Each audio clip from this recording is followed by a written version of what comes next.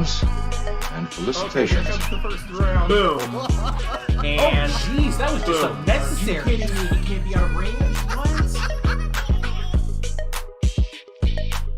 Greetings and felicitations, YouTube. You're all the Appian Way here. I'm back from a weekend-long vacation.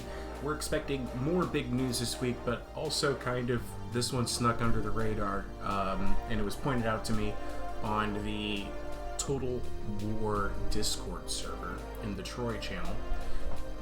There's a Steam video up on the Troy Total War Saga store page, and the video ends with coming 2nd September.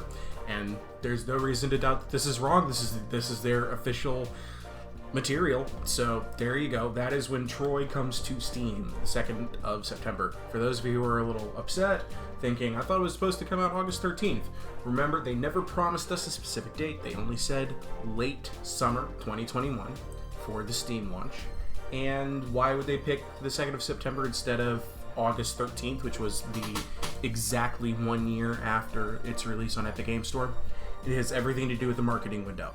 There's a very specific plan for marketing the release of Total War Warhammer 3, and they've been building that up for the last couple of months. They had enough time to release and market Total War Warhammer Silence in the Fury DLC, and now they have a good chunk of time to get us Troy Total War Saga on Steam, as well as the anticipated DLC or whatever extra content is coming with it. This also means, for those paying extra close attention, that we're probably going to get Warhammer news as early as the 2nd week of September. Possibly even a release date for Total War Warhammer 3. We'll see. I don't know. I'm not the one to ask there. But this is definitely coming out on September 2nd on Steam, and probably the extra content is coming then as well. For the most part, the answers that we've been getting from Creative Assembly staff members on the Discord server is more of what we were already told in the FAQ that came out before the launch of Troy last summer, that you cannot own for free a second copy of the game. If you have the game on Epic Games Store and you want it on Steam, you have to buy it on Steam. If you end up owning it on Steam, decide you want to buy it for the Epic Games Store, you have to buy it, right? The other thing is that for the question of will there be cross-play ability for people who own it on Epic to play against people who own it on Steam, the answer is still the same. They're trying to make that happen. We don't have any definitive answers yet, so that's still in the pocket. Now, on to the topic of the wild speculations as what this new content is going to mean. The conversation on the Discord is very much the same. A huge portion of the audience really wants there to be what can best be described as a romance mode, like we had in Three Kingdoms, that there is a version of the game that goes full mythology, and it wouldn't impact the gameplay at all if you just offered it as a toggleable option. It wouldn't abandon their game design philosophy. And, it's kind of obvious that they're going with beasts with all of these mythical creatures, the Griffin, Cerberus, the Hydra, to which I say, please check your expectation. There's a design philosophy here, and that design philosophy still holds true with these 3 teasers. I'm going to give you a small example of what I mean.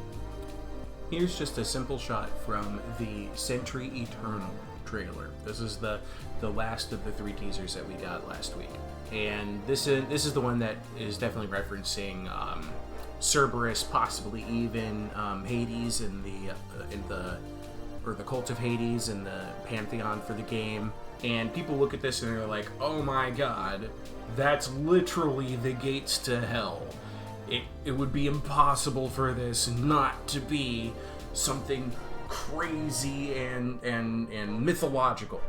For all 3 of these trailers, the snapshots that we're getting are done completely from the perspective of these confused and bewildered Trojan soldiers. Here, let me take it back just a quick second. Look at this guy. Does this look like a guy who's gonna go home and tell an honest story? Look at him. He's scared. He doesn't know what to expect in here. What's the point I'm making here? They're not a reliable narrator. Just like any big fish story, right? Like, the fish was this big! And oftentimes they actually were, but just as often the fisherman was lying. That's the general gist of a big fish story. Getting this story from their perspective just means that the added layers of mystery are there, right? Basically what I'm getting at is until CA announces something that otherwise, to me it's all UFOs are actually just weather balloons stuff, right? But let's go back to that Hellgate. There, right? Like, you can even see these little potted fires kind of ringing the ground.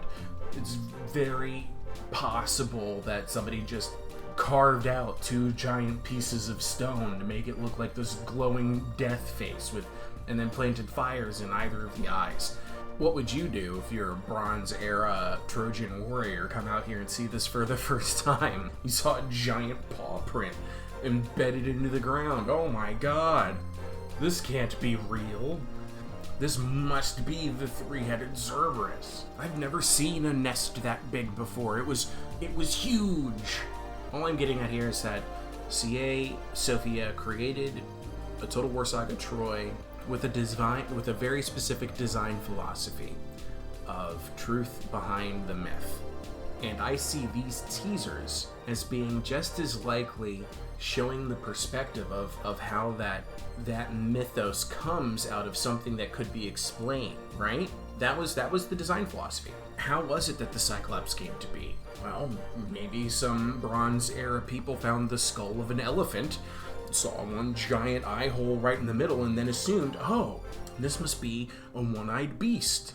And then, some big guy comes along, picks up the elephant skull, puts it on over his head, and oh my goodness, now he's the Cyclops. Or the embodiment of that Cyclops.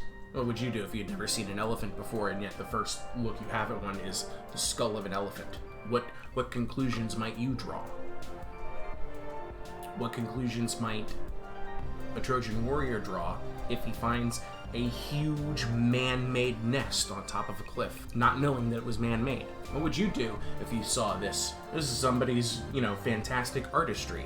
Or would you be maybe a little bit scared and think, well, this is clearly the gates to hell? What would you do if you walked over a swamp and saw a whole bunch of writhing bodies so close together that you couldn't distinguish them apart but couldn't see beneath the surface to tell that they weren't all connected? All of these trailers can be explained through the lens of the truth behind the myth. So I want people to keep that in mind when the announcement comes out.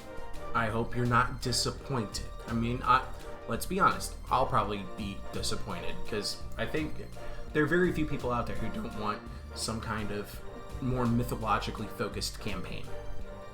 That's kind of on my wish list, is that there's going to be a new campaign mode in Troy that includes this beast hunting, narrative adventure, Herculean tasks kind of thing. I'd love to see that. But until they tell me that's what they've done, until they tell me that they've decided to abandon their design philosophy, truth behind the myth, I'm not going to expect that they will.